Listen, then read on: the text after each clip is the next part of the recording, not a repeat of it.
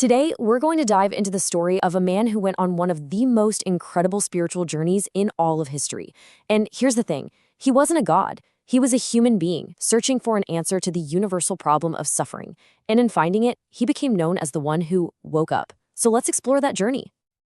I want you to really think about this for a second. Imagine you have it all. I mean, crazy wealth, perfect health, a wonderful family, literally every comfort you could dream of. But deep down, there's this little voice, this nagging feeling that something really important is missing. Well, this wasn't just some thought experiment for him. This was the actual day-to-day reality for a young prince named Siddhartha Gautama. He was born into a royal family in a kingdom in what's now Nepal, and he was groomed from day one to be a powerful king. Siddhartha's father, the king, basically built a perfect bubble for his son. The prince grew up in what you could only call a gilded cage. Inside the palace walls, there was no old age, no sickness, no death. His entire life was just this perfectly engineered experience of constant pleasure, all because his dad wanted to make sure he'd become a great king, not some spiritual seeker. But you know how it is, no matter how hard you try to shelter someone, curiosity always finds a way. And one day, Siddhartha decided to go for a ride outside the palace gates. And what he saw on that one trip completely shattered his world. The first thing he saw was an old man, all frail and stooped over. Now for us, that's normal, but for Siddhartha, it was a massive shock. For the very first time, he realized that being young wasn't forever, that his own body would eventually start to break down. And then he saw a person who was seriously ill. And again, this was a terrifying sight for him. It hit him that health is so fragile and that at any moment your whole life can be turned upside down by sickness. But the biggest blow, the one that really rocked him to his core, was seeing a funeral. When he saw that dead body, he was slammed with the unavoidable, inescapable fact of death. He realized that everyone he loved, and even he himself, was going to die one day. And finally, after all that despair, he saw something else. A wandering holy man who owned nothing. And here's the crazy part. Amidst all the suffering he'd just witnessed, this man's face was completely peaceful. In that calm, Siddhartha saw the first little glimmer of hope, a sign that maybe there was a path through suffering, not just away from it. So you see, these weren't just 4 random things he saw. They were like 4 hammer blows that systematically destroyed his perfect, artificial world. The illusion his father had built was gone, and Siddhartha knew, right then and there, that he couldn't go back to living a lie. And that incredible realization kicked off what we now call the Great Renunciation. He decided he couldn't just ignore these truths. He had to face them head on and find a real answer, not just for himself, but for everybody. So at 29 years old, right in the prime of his life, he walked away. He left his palace, his wife, his brand new baby son, and his entire future as a king. He literally traded his royal robes for the simple clothes of a homeless wanderer.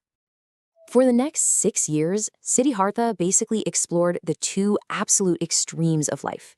He'd already lived the life of total indulgence in the palace. So now, he threw himself into the complete opposite, extreme self-denial. He fasted so severely and pushed his body so hard that he nearly died. And what did he learn from all that? That neither extreme worked. The life of pleasure was just a distraction, and the life of extreme pain just weakened his mind and body. The real answer, he realized, wasn't on either end of the spectrum. It was somewhere in the middle, a middle way.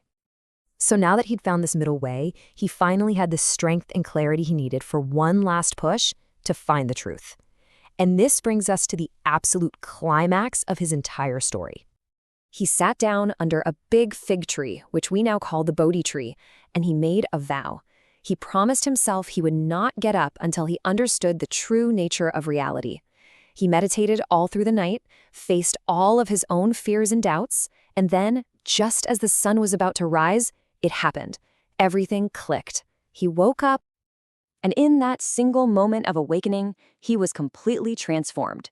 Prince Siddhartha was gone. He was now the Buddha. And you have to remember, Buddha isn't a name, it's a title. It simply means the awakened one.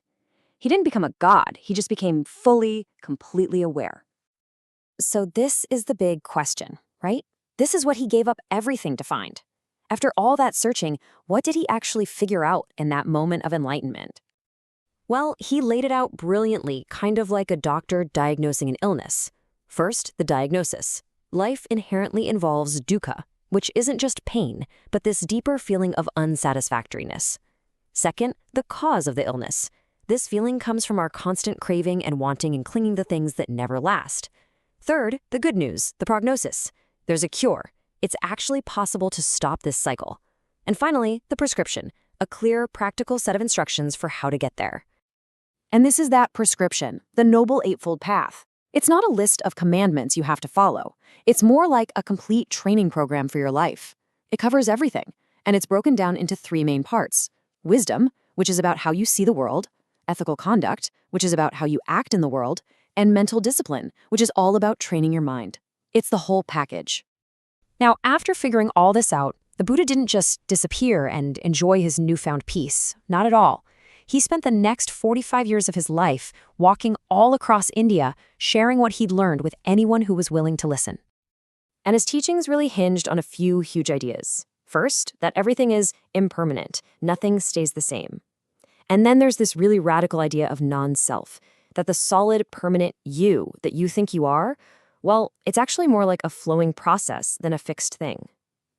He taught that really getting these ideas leads you to have deep compassion, and that the main tool to see all this clearly is mindfulness, just learning to pay attention to the here and now.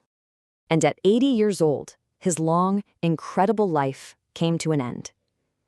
His passing is called parinirvana, which means the final release, the complete end of that cycle of birth, death, and rebirth that he dedicated his life to overcoming. But of course, his physical death was just the beginning of his real legacy. His teachings, so practical, so compassionate, so deep, have survived for over 2,500 years. They've touched the lives of hundreds of millions of people and have become one of the world's great philosophies. And that really leaves us with one last thought to chew on. The Buddha's entire quest started because he dared to look beyond the walls, both the real walls of his palace and the mental walls of his comfort zone. It kind of makes you wonder, doesn't it? What are our palace walls today?